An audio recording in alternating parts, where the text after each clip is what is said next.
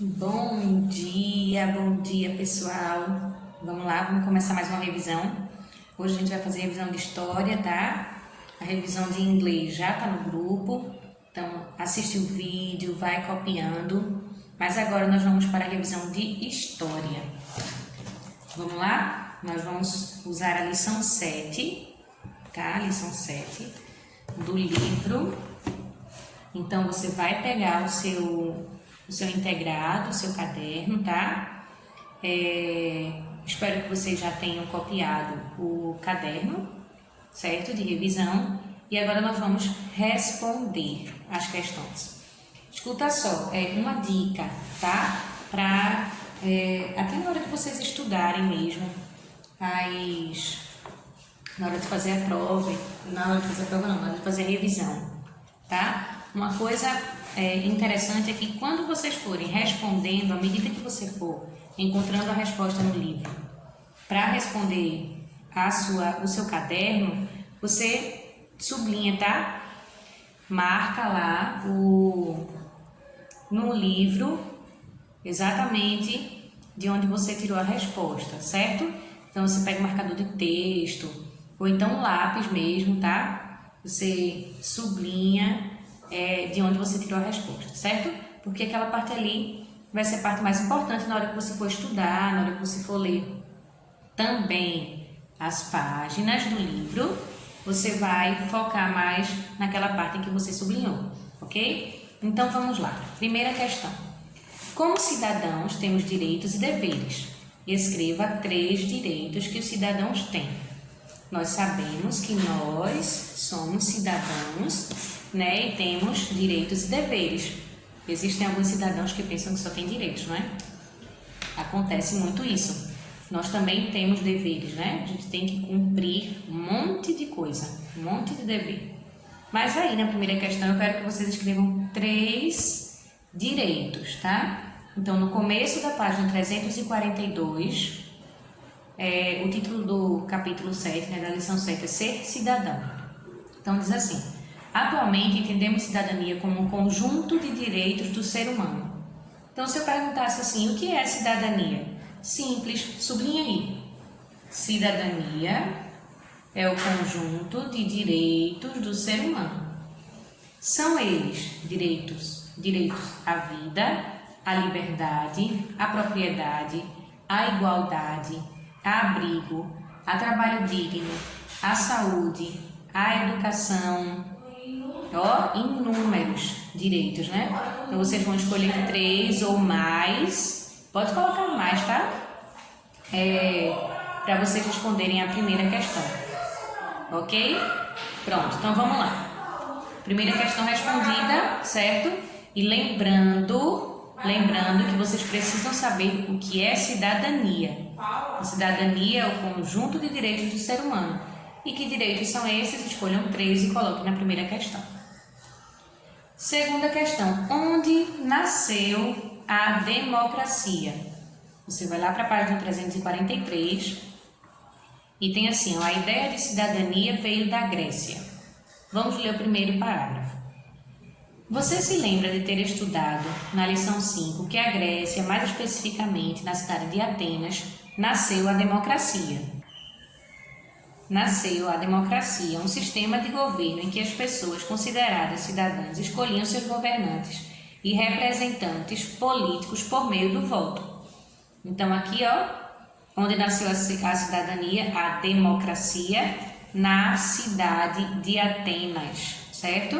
Na Grécia, mais especificamente na cidade de Atenas, é onde se considera o berço da democracia, né? Onde se considera que nasceu a democracia. Por que isso? Porque existia um governo, um sistema de governo em que as pessoas consideradas cidadãs escolhiam seus governantes e representantes políticos por meio do voto, certo? Isso diferentemente dos outros impérios, né, que foram surgindo, que sempre tinha um rei que comandava. Lá não era assim, as pessoas tinham esse direito de escolher seus governantes. Agora, que pessoas eram essas? Só quem era cidadão, mais na frente a gente vai ver quem que era considerado cidadão ateniense, tá? Então, onde nasceu a democracia? Na Grécia, na cidade de Atenas. certo? Pode colocar só na cidade de Atenas, porque também vai estar ok, vai estar certo, tá? Então, na Grécia, mais especificamente na cidade de Atenas. Terceira questão, quem eram os cidadãos atenienses? Olha aí, ó. Então, lembrando que lá era considerado o berço da democracia por causa desse sistema de governo que era diferente, né? Mais democrático, né? As pessoas poderiam votar, né? Aí ele diz assim, aí quem eram esses cidadãos? Só as pessoas podiam votar, escolher seus governantes, mas só quem era cidadão. Aí quem eram esses cidadãos? Diz assim, ó, como a cidade não era muito grande, mais para baixo. Primeiro, segundo, terceiro, quarto, quinto, sexto, sétimo, oitavo, nono parágrafo. Portanto, a democracia ateniense era limitada a uma parcela da população, porque a cidadania não era para todos os habitantes. Somente homens, nascidos na cidade e sendo livres, eram cidadãos. Então, quem era considerado cidadãos? Os homens, nascidos na cidade e sendo livres, não podiam ser escravos, certo? Então, os homens, somente homens, nascidos na cidade e sendo livres, eram considerados cidadãos. Quarta questão, explique o que era ágora. Não é agora, tá? É ágora. No parágrafo anterior, né? Vai subindo mais um pouquinho aí. Diz assim, como a cidade não era muito grande, era possível reunir todos os cidadãos em uma praça pública que se chamava ágora. E eles podiam votar ali mesmo, erguendo a mão para aprovar as decisões. Certo? Então, explica o que era a ágora. Era uma praça pública onde os cidadãos se reuniam para votar, certo? E aprovar ou não as decisões. Então, era uma praça pública, certo? Onde os cidadãos se reuniam para votar e aprovar as decisões, certo? As decisões políticas, né? Que tinham a ver com toda a sociedade, ok? Está lá no primeiro, segundo, terceiro, quarto, quinto, sexto parágrafo. Está lá no sexto parágrafo, tá? Agora, era uma praça pública onde os cidadãos se reuniam para aprovar as decisões, para votar, certo? Aí você faz o seu resumo e explica com suas próprias palavras, certo? Sexto parágrafo. Isso mesmo. Sexta questão. Quinta. Escreva como estava dividida a sociedade romana, página 344, um cidadão em Roma. Logo no primeiro parágrafo você vai encontrar, diz assim, ainda na antiguidade, outro povo que contribuiu para o conceito de cidadania, que o conceito de cidadania fosse ampliado, foi o povo romano. A gente já estudou. Egito, Grécia, Roma. Como você estudou na lição 6, Roma passou por vários sistemas de governo, monarquia, república e império.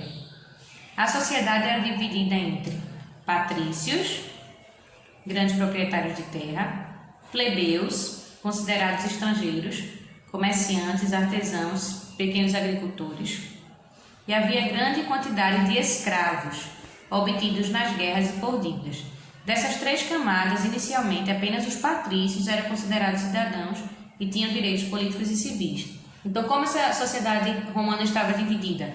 Entre os patrícios, plebeus e escravos, certo? Patrícios, plebeus e escravos. Então, você escreve esses três, aí você lê bastante o livro para você saber quem eram os patrícios, quem eram os plebeus e quem eram os escravos, né, como eles eram adquiridos. Sexta questão, que era o plebiscito, página 345, segundo parágrafo, diz assim: conseguiram, por exemplo, que as autoridades romanas instituíssem uma prática de consultar os plebeus antes da aprovação de alguma lei. Isso não era um direito deles, era os patrícios que tinham esse direito e eles foram conquistando, né? Aí diz assim, essa prática, que era uma votação feita em uma reunião pública, ficou conhecida como plebiscito.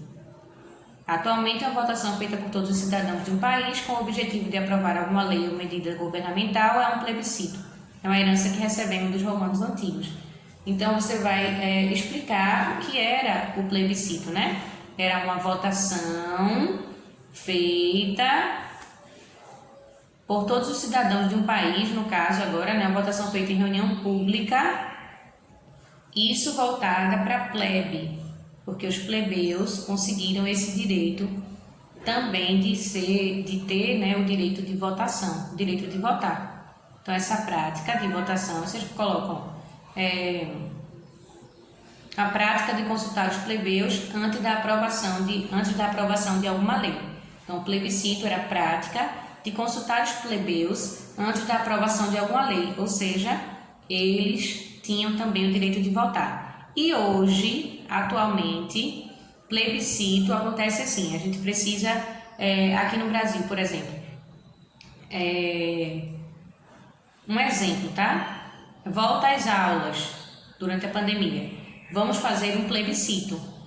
Então as pessoas vão e votam para dizer se aprovam ou não a lei que diz que as crianças precisam voltar para a escola ou não voltar. Enfim, o plebiscito se torna essa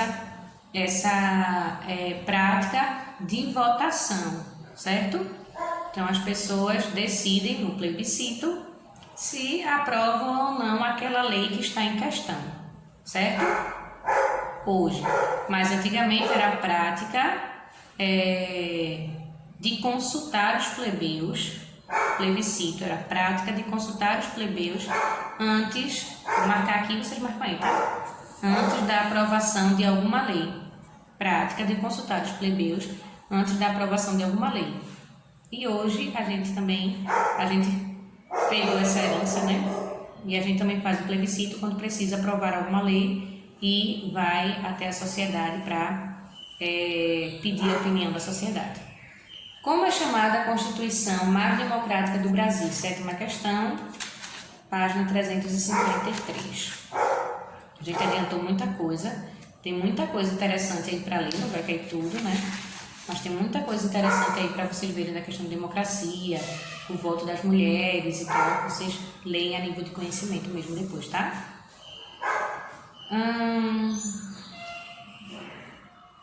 Como é chamada a Constituição mais democrática do Brasil? Ela é chamada de Constituição Cidadã, tá? É a Constituição de 1988 e é chamada de Constituição Cidadã, certo? A Constituição de 1988 e é chamada de Constituição Cidadã. Logo no comecinho da página, tá? Vocês vão encontrar, certo?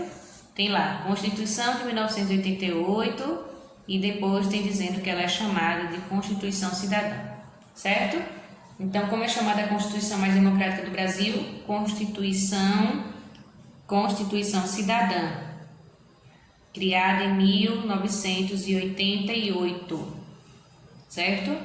A Constituição de 1988, chamada de Constituição Cidadã. Escreve tudo aí, tá? Tudo. Oitava questão. Leia a página 352 e faça um resumo sobre a ditadura. Certo? Página 352 e faça um resumo sobre a ditadura. Ok? Então, ditadura, democracia, o vai e vem da cidadania. Diz assim, a Constituição de 1934, que era bastante democrática, não durou muito. Em 1937 foi substituída por outra, que implantou um governo de ditadura, liderado por Getúlio Vargas. Foram 9 anos de controle absoluto do Estado sobre a sociedade civil, com suspensão total de direitos. Então, você já pode colocar isso aí. Na ditadura, durante a ditadura, houve o poder absoluto do Estado sobre a sociedade, suspendendo os direitos, tá? Suspendendo seus direitos. Então, a sociedade não tinha direito de voto, não tinha liberdade de expressão. Foi uma época muito difícil, né? Então, quem mandava era quase o império, né? Onde o rei comandava. Quase isso, a monarquia, né? Quase isso. Então, tinha lá quem comandava e a sociedade tinha que apenas obedecer. Em 1946, Getúlio Vargas foi deposto e os direitos constitucionais novamente se ampliaram. A liberdade voltou ao país. Os avanços democráticos tornaram-se visíveis e cresceram como resultado da mobilização dos trabalhadores por melhores salários e condições de vida. O sonho acabou cedo mais uma vez. Em 1964, um golpe militar estabeleceu no país novamente uma ditadura. Todos os direitos políticos foram suspensos. O Congresso foi fechado, as eleições diretas extintas e o poder ficou na mão dos militares. Foram 20 anos de repressão, em que a resistência foi duramente sufocada. Então, o que você tem que saber, o que é principal da ditadura, é essa questão da sociedade perder os seus direitos, certo? Então, o direito de votar, a liberdade de expressão. Então, a sociedade foi duramente sufocada, né, durante esses 20 anos. Né? Getúlio Vargas entrou, depois ele foi deposto, logo em seguida os militares tomaram o poder, né, e a repressão era muito, muito grande. Na questão 9, volta um pouquinho na mesma página 352, na questão 9, eu vou responder essa questão com vocês, para que vocês vejam, certo? Aí tem algumas afirmações sobre democracia e sobre ditadura. E a gente vai ver qual que está relacionado a cada uma dessas duas, tá? Então vamos lá. A gente vai colocar letra A, onde estiver relacionada à democracia, e letra B, onde estiver relacionada à ditadura.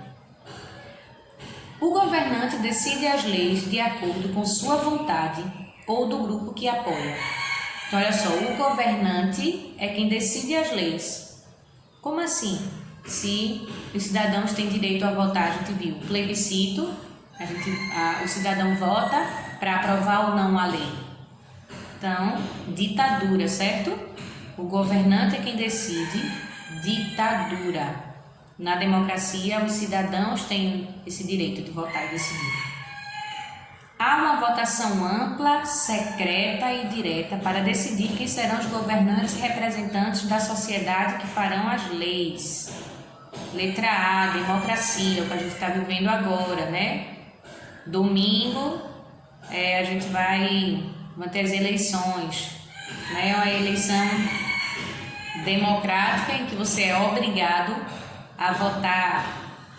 É meio estranho, mas é assim que é. O próximo. Existe a possibilidade de consultar os cidadãos pelo meio do voto sobre alguma lei ou decisão do governo. Isso aqui é o plebiscito. A possibilidade de consultar os cidadãos sobre alguma lei. Logo, a gente sabe que isso aqui faz parte da democracia. Democracia. Próxima afirmação. Todos os direitos de cidadania são suspensos, como o direito de votar, de emitir opiniões, de fundar partidos políticos, etc. Letra B, ditadura, né, onde ninguém tem direito de nada. E a última afirmação diz assim: apesar de apenas as pessoas ricas terem acesso à educação, saúde e outros direitos, existe igualdade perante as leis e cidadania. Letra A, democracia. O que ele está querendo dizer com isso? Que as leis são iguais para todo mundo, muito embora na prática não aconteça tão bonito assim, né? Não seja tão bonito assim, né?